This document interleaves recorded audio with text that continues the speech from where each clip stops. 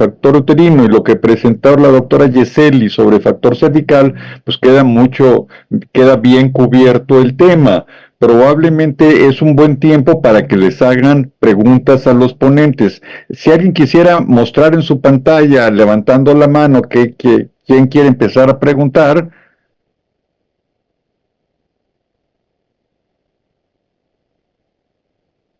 No veo a ver, ahí adelante, Rebeca. Hola, doctor, buenas tardes. Gracias. Y gracias, doctor Mario, por la presentación. Yo nada más tengo una pequeña duda. En el caso, por ejemplo, de la adenomiosis, en un estudio de una histerosalpingografía, ¿tendría sentido que reportaran una adenomiosis o habría alguna forma que la pudieran reportar? No, la única forma que pudieran reportar es que es una cavidad agrandada. Pero aparte de eso, realmente no vas a ver nada del músculo uterino en una histerosalpingografía. O sea que no pueden reportar eso, no se puede. Ok. Pero cada vez existen mejores datos por ultrasonografía. Cada vez hay más datos para que permiten al ginecólogo ser más cauteloso con estos úteros que están grandes, que presentan zonas difusas de densidades diferentes, permiten distinguir más. Y si el ultrasonido se acompaña de Doppler, cada vez se está diagnosticando más la adenomiosis, que como decía el doctor Mario Vega, es todo un reto para todos nosotros. Todo un reto porque habitualmente los tratamientos quirúrgicos pues dan malos resultados y los tratamientos médicos pues actúan nada más por un tiempecito. Veo por ahí la mano de la doctora Susana. Adelante. Sí, hola doctor, buenas noches. Sí, tengo varias dudas. El balón que usa de 8 frames, que es de una sonda pediátrica, ¿con cuánto de volumen llena el globito? Usualmente lo hago, tienes que tener cuidado con eso, porque si lo llenas mucho, la paciente va a estar con muchos cólicos después. Usualmente lo hago no en volumen fijo, sino lo haces a vista, porque pones el catéter y luego lo inflas con el ultrasonido. O sea, estás viendo con el ultrasonido y estás viendo que se infle. Con tal de que se infle, que toque las paredes, es suficiente. No quieres sobreinflarlo porque la paciente va a tener muchos cólicos después. Pero un promedio de volumen con el cual digo, no, ya me estoy pasando por lo menos. A mí me sea como 2 cc. 2 cc. ¿Y usted, qué opina del ácido hialurónico para usar como medio de separación de las paredes? ¿En qué momento? Después de la cirugía de un Asherman, también se puede colocar el ácido hialurónico. ¿Pero qué opina usted? Realmente no creo que haya evidencia científica sobre el tema de ácido hialurónico. Realmente estamos muy limitados con las herramientas que hay al momento de hacer este tipo de cirugías. Y ya que me estás preguntando el tema, quería enseñarle esta que fue la que mencioné, no sé si lo pueden ver. Esto fue una histerosonografía en 3 dimensiones donde yo veo la fórmula derecha que está bastante expandida, la izquierda está totalmente colapsada. ¿No? Ahí se ve clarito. ¿Alguien puede apagar su micrófono? No se escucha bien, doctor Mario. ¿No se escucha bien? ¿Ahora sí? No, de lejos se le escucha. Déjame ver si tengo un problema aquí. Y esto fue lo que me encontré al momento de hacer... ¿Ahora sí me escuchan mejor o no? Sí, sí. Y esto fue lo que me encontré al momento de hacer la histeroscopia, una banda, y aquí está el lado derecho de todo lo que veía. Realmente no hay muchas herramientas para trabajar con, no hay tanta evidencia de lo que menciono del uso de estrógeno y demás después de la cirugía, sin embargo lo que hay. Y si ácido hialurónico lo tienes disponible, no le hace daño a la paciente y no es muy costoso, no veo por qué no podría también utilizarlo. Doctor, y cuando hace la miometría histeroscópica, ¿cuántos watts usa de energía para sacar los miomas? 30-30. 30. 30-30, solución salina y pura energía. Ok, y cuando va a hacer la transferencia embrionaria a una paciente con adenomiosis, ¿usted le da agonista de GnRH o también puede usar el Dienogex? No, realmente no, ya hacen una preparación endometrial con estrógenos y con eso usualmente logra suprimir suficiente. Ahora, todo depende. Si es una paciente de que no está respondiendo al endometrio, en esos casos sí uso la agonista de GnRH, o si son casos de que la cavidad se llena de sangre. Esta paciente también muchas veces tiene líquido dentro de la cavidad cuando está haciendo una preparación endometrial. Así que realmente es caso a caso, pero no es como que un estándar de hacer, de darle agonista a todas estas pacientes. Ahora, sí es verdad de que sí utilizo agonista bastantes veces por 3 meses previos, En caso de adenomiosis. en caso de adenomiosis. Ujú. Ya. Ya, esas serían las preguntas. Muchas gracias, doctor. Doctora Luciana. Sí, justo yo iba a consultar por el tema del líquido en el endometrio, porque a nosotros también nos pasa mucho que en pacientes que tienen adenomiosis empezamos a preparar el endometrio y por ahí en el segundo control o en el tercer control aparece esa banda de líquido en el endometrio. Bueno, por ahí ¿qué manejo así? Así esas pacientes son las que pasa después a un análogo de depósito en el ciclo previo o cómo lo maneja.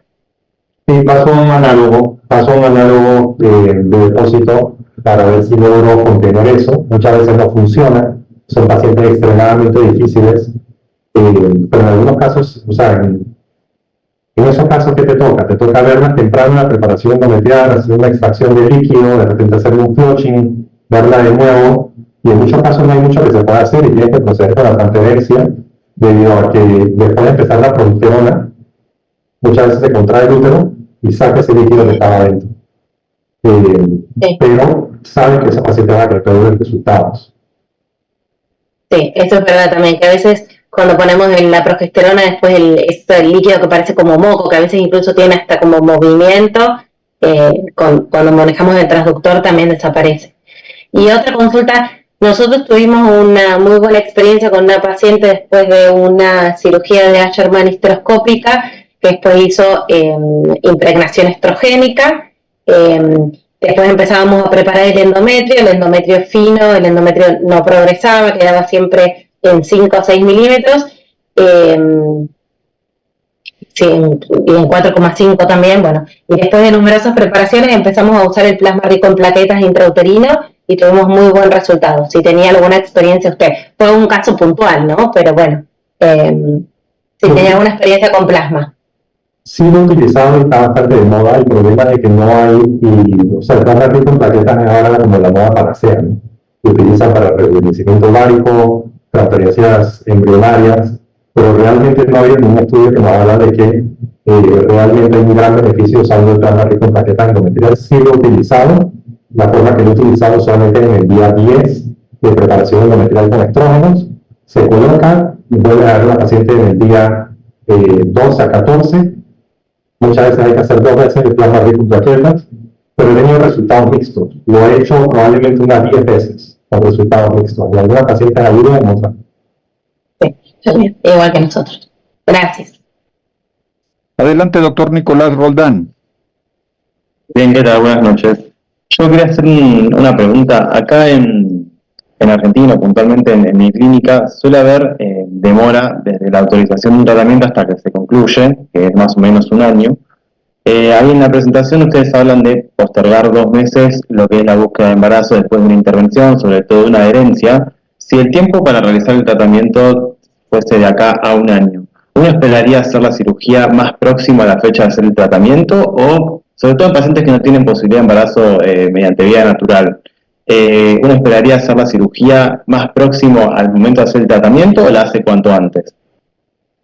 Depende, o sea, yo pienso que si es Asherman, uno sí obviamente no tiene temor que vuelvan las adherencias. Mejor. Realmente en Asherman lo único que se ha demostrado a ser beneficioso es hacer intervención temprana luego de la cirugía. O sea, ver a la paciente, le hace la cirugía, le hace una histerosonografía, por ejemplo, con solución salina, ver de vuelta a otra y la corta de vuelta. yo no creo que haya ningún problema si tiene que esperar 8 meses después, porque en teoría el problema está resuelto ya. O sea, si la adherencia se va a formar en los próximos 2 meses, no se va a formar después. Perfecto, coincido, pero era más que nada para ver si veía algo más formal escrito. Y después también justo que mencionaron plasma rico en plaquetas intrauterino para lo que es endometrio fino, quería saber también si nosotros a veces manejamos como, intentamos no hacer plasma en pacientes que tienen lesiones de endometriosis en los ovarios, pero quería saber si qué experiencia tienen con el plasma o conocimiento del plasma en pacientes que tienen adenomiosis y no puntualmente lesiones en el útero. Digo, plasma rico en plaquetas intrauterino en pacientes con adenomiosis. Yo no he tenido mucha experiencia con eso, para ser honesto, y no creo que hay nada descrito con adenomiosis, específicamente plasma rico en plaquetas. Pero estaría interesante verlo, ¿no? Sí, no, he buscado, digamos, a veces se propone que el plasma rico por ahí es como medio estimulante de la proliferación y que esa inflamación por ahí no sería beneficiosa en las pacientes que ya tienen adenomiosis. Quería saber si existía alguna contraindicación o valoración formal respecto a eso. Era para eso más que nada. La idea es que la idea es de que vas a alterar la inflamación aún más si le pones plasma rico. La verdad es que no sé, yo sí sé que se está usando mucho el plasma rico en plaquetas, pero no hay suficiente evidencia para estar enviándolo. O sea, sabemos que hoy en día hay evidencia de que tal vez no tenemos que esperar hasta que el endometrio esté en 8 milímetros. Muchas veces hacen lo que se puede hacer y si está en 6 milímetros tienes que transferir y no tienen resultados. Ahora que están haciendo PGTA, están haciendo más estudios con endometrios más delgados, con muy buenos resultados, siempre cuando tengan las características adecuadas. Perfecto, muchas gracias. A ver, doctora Luciana, ¿quiere volver a comentar? Ah, no. Sí, quería preguntar en relación a la experiencia que tienen ustedes con el estudio del factor cervical, si hacen test postcoital en alguno de los centros de los participantes del curso, o si es algo que, porque acá en Argentina está bastante en desuso, no se hace la evaluación, no sé ustedes qué experiencia tienen en otros lugares. Si todavía lo hacen, si lo hacen en pacientes con esterilidad sin causa, si lo hacen en pacientes jóvenes, o si directamente no evalúan el factor cervical más que en un exudado bacteriológico. Yo lo he hecho una vez en mi vida. Exacto. Yo en el fellowship nada más, nunca me lo hice. Exacto. Nosotros prácticamente tampoco lo hacemos, prácticamente está abandonado por falsos positivos y falsos negativos, pero hay otras formas de darnos cuenta de que tenemos un moco cervical hostil fácilmente, es decir, si vemos datos de infección y podemos tratar infecciones incluso sin hacer cultivos, porque vemos eso que es evidente. Por supuesto que existen también otras patologías cervicales que uno debería de tomar en cuenta. La estenosis cervical, que cada vez es más frecuente debido a tratamientos de conizaciones y tratamientos de papilomavirus muy agresivos. Los resultados con histeroscopía son muy buenos, es decir, simplemente realizar la histeroscopía con la dilatación mejoran las cosas. No sé qué impresión tengas tú, Mario. No, 100%. O sea, ahora con crioterapia, todo esto puede causar estenosis cervical. En muchos casos lo hacemos, nosotros hacemos pruebas de transferencia embrionaria a las pacientes, nos damos cuenta en ese momento y procederíamos con una histeroscopía y dilatación, básicamente. Sí. Doctora Rebeca. Doctora, ahorita que menciona eso de la conización y la estenosis, ¿usted o alguien recomienda algún tiempo específico entre el procedimiento de un cono o algún procedimiento a nivel cervical antes de una transferencia embrionaria? O sea, algún tiempo específico para hacer, después de un procedimiento cervical, poder hacer alguna transferencia o... Yo esperaría por lo menos 2 meses, o sea, yo esperaría que el cervix se viera normal nuevamente en espéculo. Y que el estudio histopatológico fuera aceptable, digo, porque si vamos a necesitar alguna otro tipo de tratamiento, pues adquiere eso prioridad sobre el tratamiento de reproducción. Doctor Certucci.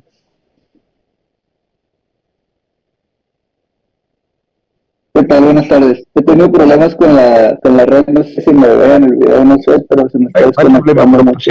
Se te oye muy bien, puedes preguntar. Sí, era respecto a aquellos pacientes que tienen neurotosis y que han recurrido a diferentes cirugías y por alguna razón no se ha adecuado nuevas cirugías para el tratamiento de fertilidad. No sé si tiene alguna experiencia con el acetato de cristal.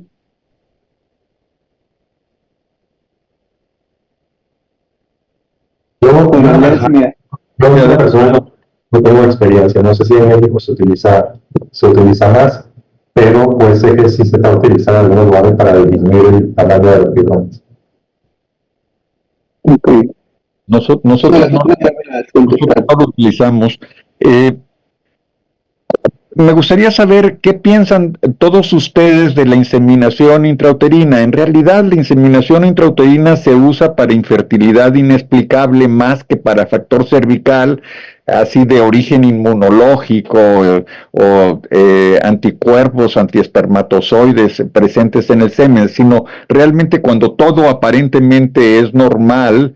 Y la pareja tiene su fertilidad, es decir, el potencial de fecundabilidad de ambos está disminuido, pero aún están dentro de límites normales, pues se utiliza la inseminación intrauterina, pero debemos de decir que las tasas de embarazo por ciclo son bajas y que algunas pacientes no tienen muchas oportunidades de seguir haciendo inseminaciones intrauterinas sin que se les disminuya más la reserva ovárica. Recientemente hay artículos que dicen debería de seguir la inseminación intrauterina o ya se debería de abandonar en un momento dado. Yo creo que existen todas las opiniones, pero sí existen casos favorables para inseminaciones intrauterinas y lo ideal es hacerlo acompañado de cierto grado de estimulación ovárica mínima.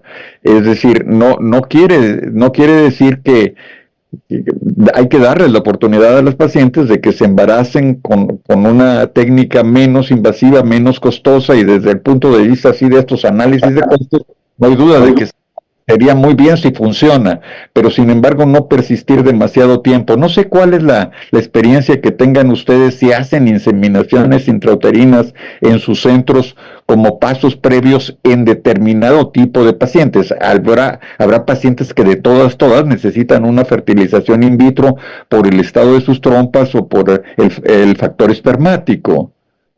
Sí, está interesante porque hay un estudio reciente de Fertility Sterility que habla de cuál es la validez de utilizar gonadotropinas en una inseminación intrauterina versus utilizar citrato de clomifeno, que es lo que deberíamos usar en pacientes con infertilidad inexplicable.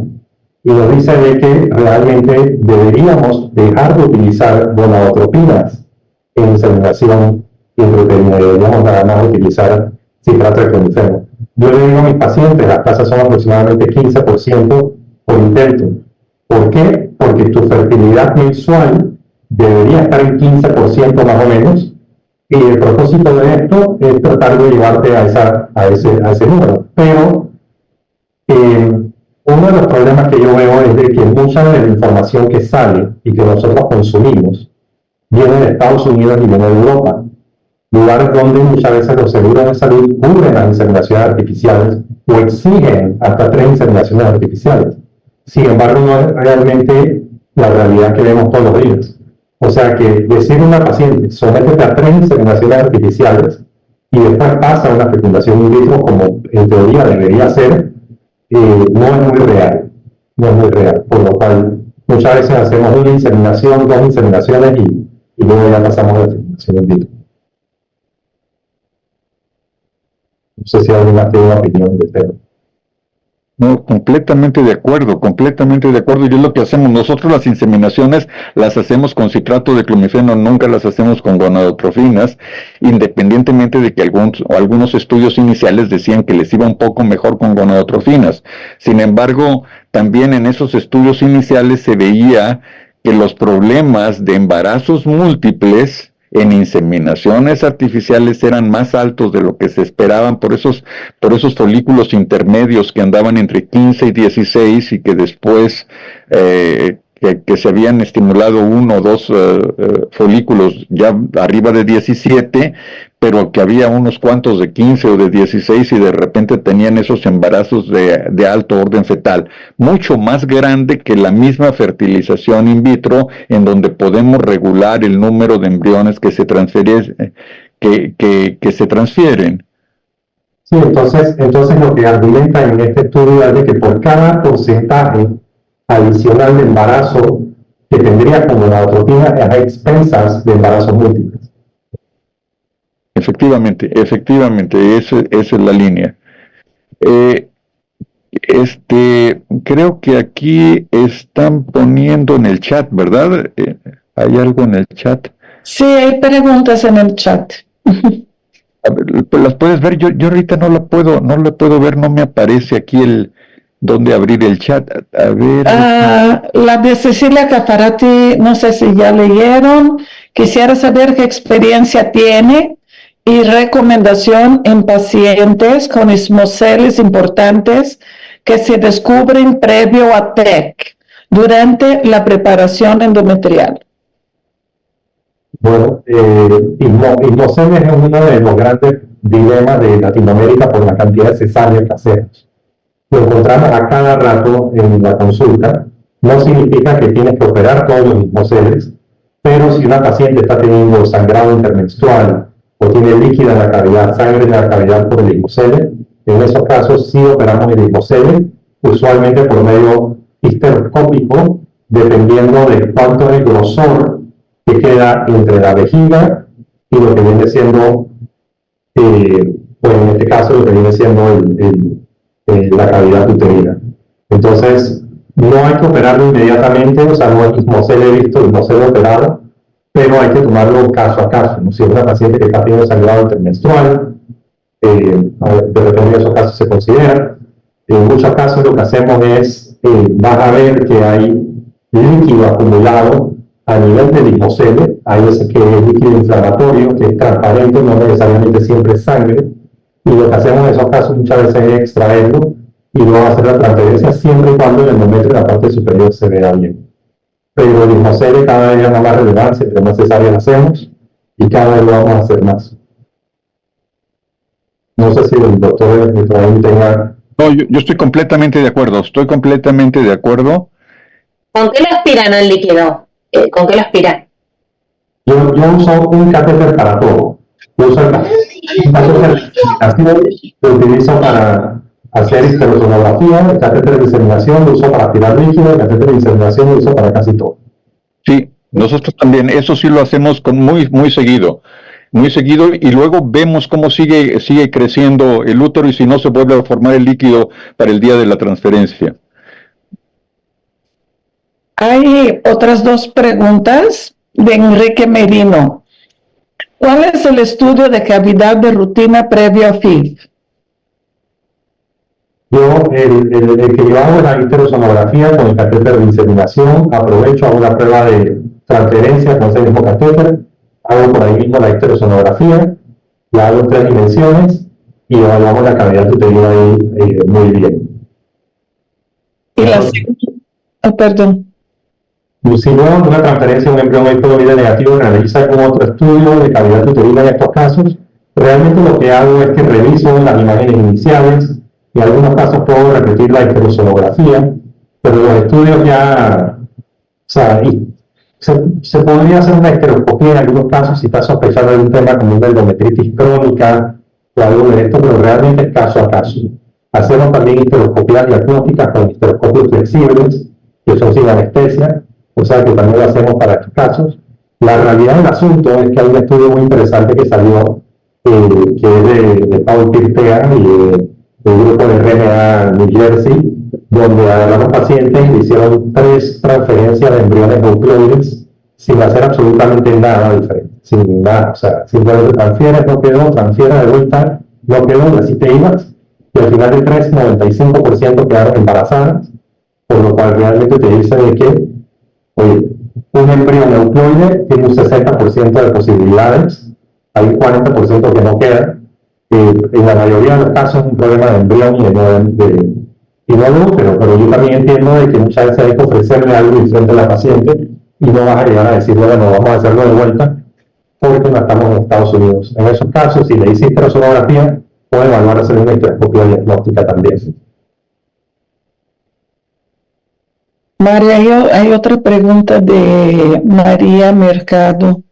Su experiencia con los miomas tipo 3, ¿cuánto puede afectar una transferencia y cuándo operar?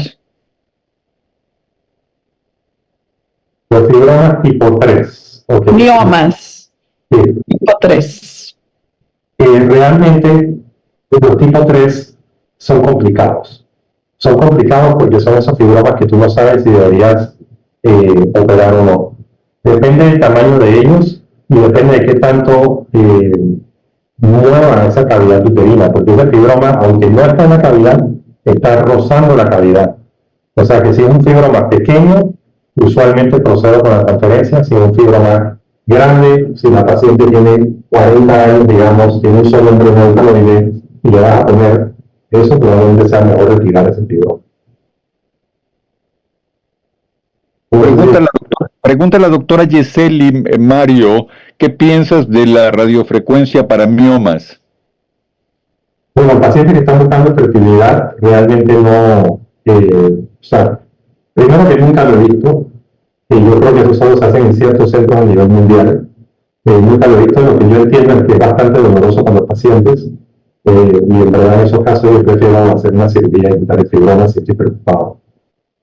Sí, obviamente que no se indican. Aquí sí se dispone de ese tratamiento en México, en Guadalajara, en un par de hospitales, se dispone de ellos, pero son para pacientes que tienen alto riesgo quirúrgico de una cirugía, pero bajo ningún concepto para pacientes que requieren fertilidad posterior, porque no es tan específico el sitio de daño que se hace a esto.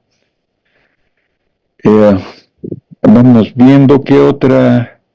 Doctor Mario, buenas noches. María Mercado, no le entendí bien sobre la aspiración del Ixmosen. ¿En qué momento lo hace? ¿Antes de la transferencia, en el mismo mes? ¿Cómo es que lo hace?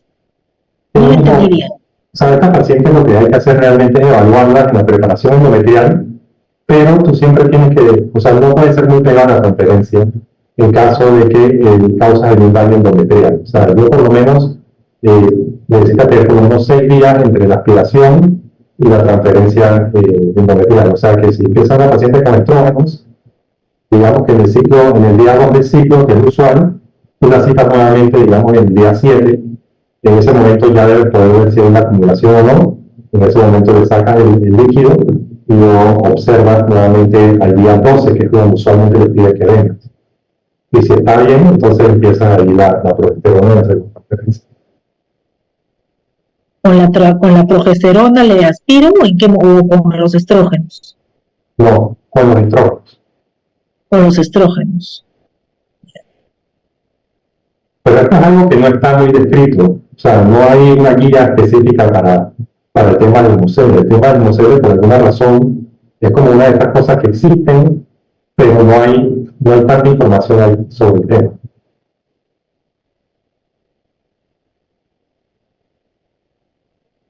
Específicamente fertilidad. Sabemos que para calidad de vida y eso la resección puede ayudar, pero para temas de fertilidad no sabemos realmente cuál es el impacto de hacer una resección inmunocele antes de una transferencia embrionaria, por ejemplo.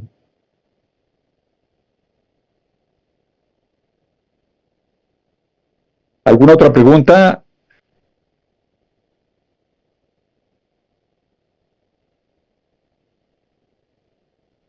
Muy bien, pues estamos llegando ya al final de nuestra sesión y veo que ya no hay ninguna pregunta. Yo no tengo más que agradecerles a todos su presencia, a los de México por ser día festivo y estar aquí, a Mario Vega por habernos hecho el honor de participar en esta edad compartiendo su experiencia.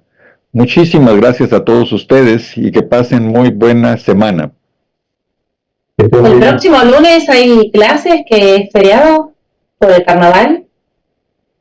Sí, pase. Sí. No, no, no. Es que en muchos lugares no es feriado. Mira, por ejemplo, hoy es feriado en México.